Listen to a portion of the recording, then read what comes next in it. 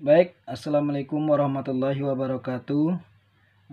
Semoga Ananda semua sehat walafiat, tidak kurang satu apapun. Seperti Bapak sekarang juga alhamdulillah sehat. Tangan, kaki, badan. Yang kurang sehat kumis. Sudah habis kumisnya. Mungkin kelamaan pakai masker.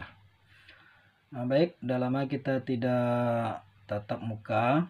Kita belajar dari rumah, Bapak ngajar dari rumah melalui video, melalui audio, atau yang sebut juga video audio visual atau audio saja, atau hanya berupa pesan singkat. Yang penting tidak mengurangi arti.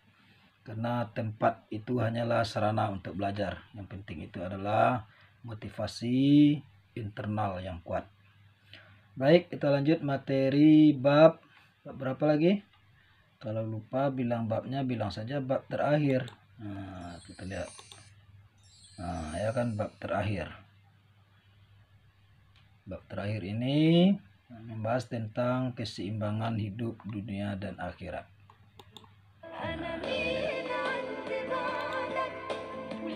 Keseimbangan hidup dunia dan akhirat. Tuh ada pertanyaan. Kira-kira apa yang ditanya ini? Kalau sekarang Bapak yang bertanya, Bapak yang menjawab. Kalau di lokal bisa tanya jawab kita. Kalian saling bertanya, kalian juga bisa saling menjawab. Sekarang Pak tanya, Pak jawab. Kita pahami dulu arti keseimbangan. Apa itu seimbang? Pengertian umum orang banyak mengatakan seimbang itu sama. Sama berat, sama banyak, sama panjang. Pokoknya sama lah, baru seimbang. Jadi kalau pengertian orang hebat, seimbang itu tidak mesti sama. Malah ada kalanya seimbang itu harus tidak sama, baru dia seimbang. Ya, kalau sama saja tidak seimbang itu. Supaya seimbang ngasih uang belanja antara anak TK, SD, SMP, SMA dan kuliah, kasih semuanya 1.000. TK 1.000, SD 1.000, SMP 1.000, SMA 1.000, kuliah 1.000, baru seimbang. Salah. Jadi tidak mesti sama. Kalau kata orang Damasrayanya, seimbang itu wada'u likulli halin fi mahallihi. Meletakkan sesuatu pada tempatnya, baru dia seimbang. Di mana tempatnya, di mana dia cocok. Papan tulis letaknya di depan, jangan di belakang. Sapu lidi, sapu hijau, sapu plastik, sapu patah, jangan di depan letak di belakang, karena itu tempatnya. Jadi sesuai dengan porsinya masing-masing, sesuai dengan tempatnya. Di wada'u likulli halin fi mahalli. Lalu bagaimana menyeimbangkan antara kehidupan dunia dengan kehidupan akhirat? Seimbang. Kalau masih kita memahami pengertian seimbang itu sama, maka nanti kita akan samakan saja nanti kehidupan dunia dengan akhirat. Nih kita berikan ilustrasi untuk pendekatan pemahaman. Umpamanya kelas 9 ingin rekreasi ke Padang, Medan, Aceh, waktu 10 hari. Kelas 9 juga tidak mau ketinggalan. Walaupun hanya ke Padang, Bukit Tinggi waktu 2 hari. Agar ini seimbang harus sesuai dengan porsinya. Kelas 9 perjalanannya jauh, waktunya lama. Tidak mungkin kelas 9 bawa persiapan sama dengan kelas 8. Nanti kelas 8 bawa pakaian yang cuma 2 setel, kata kelas 9 biar seimbang, kami bawa pakaian 2 setel juga lah Pak. Tidak mungkin 10 hari 2 setel. Itu lebih berbahaya daripada virus corona itu. 10 hari 2 setel. Begitu juga bawa uang. Harus lebih banyak kelas 9 karena jauh dan lama. Jadi sesuatu yang kita tempuh jauh, sesuatu yang kita tempuh waktunya lama, harus kita lebihkan persiapan kita ketimbang waktunya yang sedikit. Harus lebih persiapan kelas 9 daripada kelas 8. Sekarang antara dunia dan akhirat mana yang lama? Akhirat itu bukan saja lama, tapi tidak berakhir. tidak ada akhirnya. Bahkan di mana kita nanti? Di neraka kita nanti khalidina fiha abada. Dua penekaannya, kekal selama-lamanya. Kekal saja sudah lama itu. Sudah selama-lamanya ditambah lagi abada. Jadi tidak berbatas, berawal tanpa berakhir. Nah, maka tentu seperti pemahaman kita di sini, pendekatannya akhirat itu waktunya lebih lama daripada dunia. Maka supaya seimbang, bagi caranya adalah melebihkan bekal untuk akhirat daripada bekal untuk dunia. Nah, itu sekilas tentang keseimbangan. Baik, kita masuk hadisnya tentang keseimbangan hidup dunia dan akhirat. Jadi sebagaimana yang Pak sampaikan dulu, Al-Quran hadis itu dia hanya 3 saja anggota besarnya.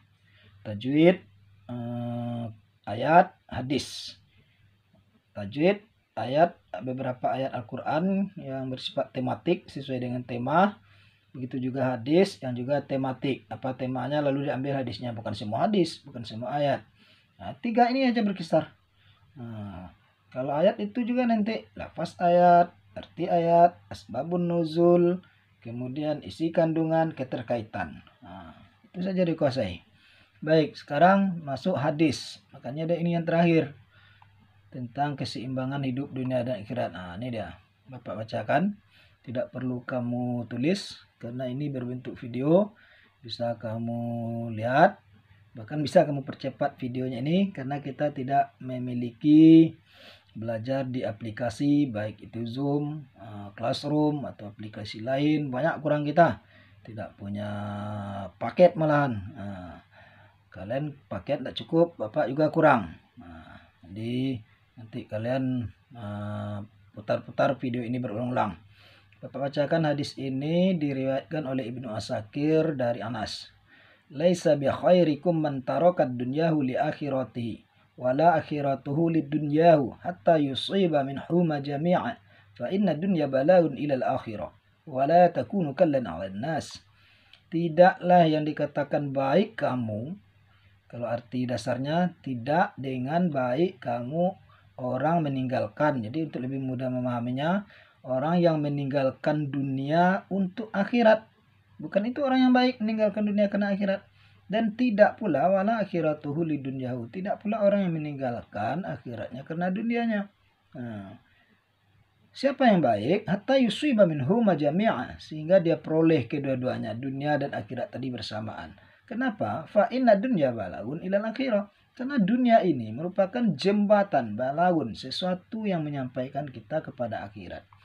Lalu ini dalam kehidupan, wala takunu kallan 'alan nas. Janganlah kamu menjadi beban orang lain. Atau bahasa lainnya, jangan menjadi parasit bagi orang lain. Tapi itu lebih berbahaya lagi. Nah, jadi ini hadis pertama tentang menyeimbangkan kehidupan dunia dan akhirat. Nah, kita lihat isi kandungan hadisnya. Ini hadis yang tadi.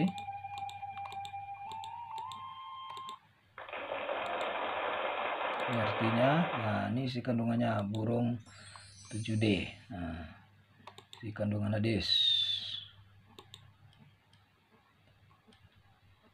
Orang yang meninggalkan dunia karena akhirat bukan orang yang baik. Orang yang meninggalkan akhirat karena dunia juga bukan orang yang baik. Lalu yang baik itu adalah orang yang bukan orang yang berenang, bukan orang yang selancar. Orang yang baik itu adalah memperoleh dunia dan juga memperoleh akhirat. Jadi kedua-duanya dia peroleh. Tidak saja semata-mata dunia, tidak saja akhirat, atau sebaliknya. Jadi keduanya dia dapat. Samanya itu maksudnya sama-sama dapat, akhirat dapat, dunia dapat. Bedanya di mana? Di porsinya. Kita terbalik, waktu kita lebih banyak habis untuk dunia ketimbang akhirat. Padahal dunia ini paling lama itu hanya paling lama sampai mati. Paling lama sampai mati dah. Bagi bapak, biarlah bapak duluan daripada kalian. Maksudnya duluan mengangkat jenazah kalian. Jadi kita lebihkan porsi kita untuk akhirat ketimbang untuk dunia, karena dia selama-lamanya. Jadi dunia itu tidak juga bisa kita tinggalkan, karena dia adalah sesuatu yang menyampaikan kita ke akhirat. Umpamanya kita mau ke suatu tempat, pasar, nggak bisa jalan udara, laut, nggak usah jalan lain, hanya satu-satunya jembatan itu. Ya harus kita lewati kalau kita mau sampai ke pasar. Jembatan ke dunia, ke akhirat itu ya dunia. Orang yang ada di surga, orang yang ada di neraka, nanti orang yang pernah ada di dunia. Yang tidak pernah ada rohnya di dunia ini, tidak ada dia di neraka, tidak ada dia surga. Ingin masuk neraka, ke dunia dulu. Ingin masuk surga, ke dunia dulu. Nah, setelah dunia ini dijalani kehidupan dunia itu untuk bekal kita ke akhirat. Segala setiap aktivitas kita, setiap tarikan nafas kita, kita pergunakan untuk hal-hal yang baik, itu sudah menambah modal kita untuk ke akhirat. Dan dalam kehidupan jangan kita menjadi beban bagi orang lain. Oke Nanda, ini hadis kedua. Kita lanjutkan nanti untuk pertemuan kali ini. Cukup hadis pertama ini dulu. Nanti kalau ada yang ragu, silakan kalian telepon Bapak atau dengan SMS boleh, Messenger pun boleh. Yang penting komunikasi tetap berjalan di antara kita, dan tugas-tugas yang diberikan oleh guru semuanya selesaikan secara maksimal. Begitu juga tugas dengan Bapak, walaupun ada beberapa tugas yang tidak harus menyangkut kurikulum, tidak hubungan dengan SK, KD, dan indikator Quran Hadis, seperti 4 hikmah COVID-19 dalam perspektif Islam, dan mencari beberapa ayat yang berhubungan dengan fenomena sekarang, dan yang menyetor mufradat al-humazah. Juga ada yang belum menyetor. Silakan diselesaikan dan jaga kesehatan kalian semuanya. Baik, assalamualaikum warahmatullahi wabarakatuh.